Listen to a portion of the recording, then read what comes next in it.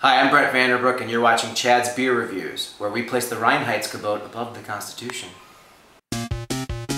Whether it's a lager or an ale, whether it's a stout, light, dark, or pale, if you can brew it, Chad can review it. It's time for Chad's Beer Reviews. He's not quite an amateur, not quite a connoisseur, but regardless of the brewer, he's got taste in beer for sure. You can tell just by his gut, this guy is a bona fide beer nut. So whether it's a porter or an IPA, whether it's from Europe or the USA, if you can brew it, Chad can review it. It's time for Chad's Beer Reviews. Hey, welcome to an episode of Chad's Beer Reviews. It's very, very hot out, so I need a nice, refreshing beer. It's actually very hot in here. The AC is right behind the camera. I had to turn it off or you wouldn't be able to hear me. I do have the fan on, though. I think I can speak over that, so... Anyways, doing what should be... Ideally should be a nice summer beer for this kind of situation. I wish we could go outside, but it's just like so humid and muggy out, I'd just be like sweating to death, so... anyways, this is Magic Hat Circus Boy. I actually reviewed this back in January of 2009 with my sister. In fact, if you subscribe to my second channel, youtube.com/chadsbeerreviews, I like just posted that. And like you can, I'll post each other as a video response so we can see how my taste has changed or whatever. Unfiltered and Unfettered, Circus Boy is a unique and refreshing American-style Hefeweizen.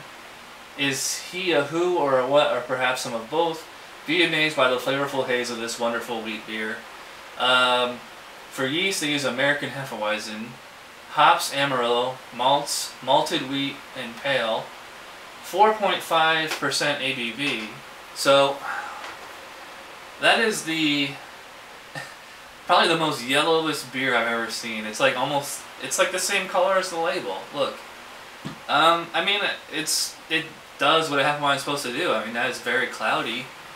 There's really no sediment in it. It's just kind of doing like a lava lamp thing of like the yeast. It's like a candy kind of sweetness, and I get some kind of lemon in there. And like there's this dry kind of, almost like cat food kind of smell to it, so. Let's see if this beer holds up, or no, it definitely doesn't. After one swig, I can tell. Reminds me a lot of the Sam Adams Coastal Wheat, and I think that beer might actually be a clone of this beer.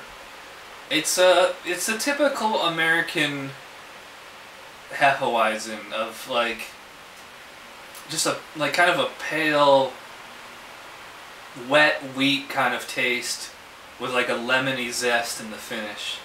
It's, you know, it's just kind of wheaty, very mild, slightly dry, a touch of a spice in there, and then like kind of a lemon zest in the finish.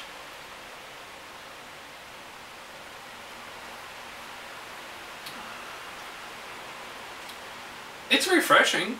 I'll give it that. It's not exactly super robust. I mean, there's not a lot of flavor going on here where I'm like, oh my god, this is delicious. I remember drinking this, you know, a year and a half, 2 years ago, and even further back, and just finding it extremely refreshing and extremely tasty. Now I'm drinking this and I'm just kind of like noticing that it's very mild, watery. I mean, it's still refreshing, it's still thirst quenching, especially on a hot day like this.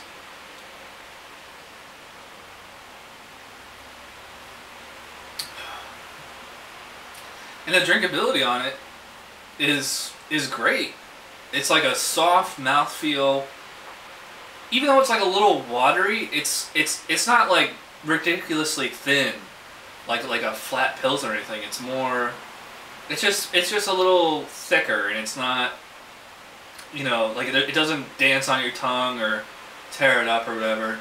It finishes almost a little too clean, I would say. I mean, it finishes like clean as a whistle, like there's almost no aftertaste, and you know, like a good craft beer, sometimes it's nice when they have a nice lingering aftertaste. I mean, there's certainly I mean, only 14 IBUs. So obviously, the hops are virtually non-existent here. So, you know, no real bitterness. But I mean, it's not an IPA. It's not really supposed to be. 2 years ago, this would have been a 10. Today, it's more like a 5. I mean, there's some taste there, but otherwise it's extremely mild. And it's highly drinkable and refreshing, which is nice, but I mean, what would you rather have? I mean, would you rather have taste or rather have drinkability? I mean, I think the average Magic Hat drinker actually goes for drinkability over taste. And this definitely is better than the macro lagers and Michelobes and all that crap that they probably drank before this. And, you know, in that essence, it does what it's supposed to do, but as a craft beer, it's average. Yeah, 5 out of 10 for Magic Hat Circus Boy. It's an average beer. It's not... I would not call this a bad beer, but I would not call it a good beer. I'm just kind of indifferent to it. That does it for this review. So thanks for watching. Remember to check out youtube.com/chadsbeerreviews and compare and contrast this review to what I thought of this a year and a half ago. So we'll see you next time. Bye.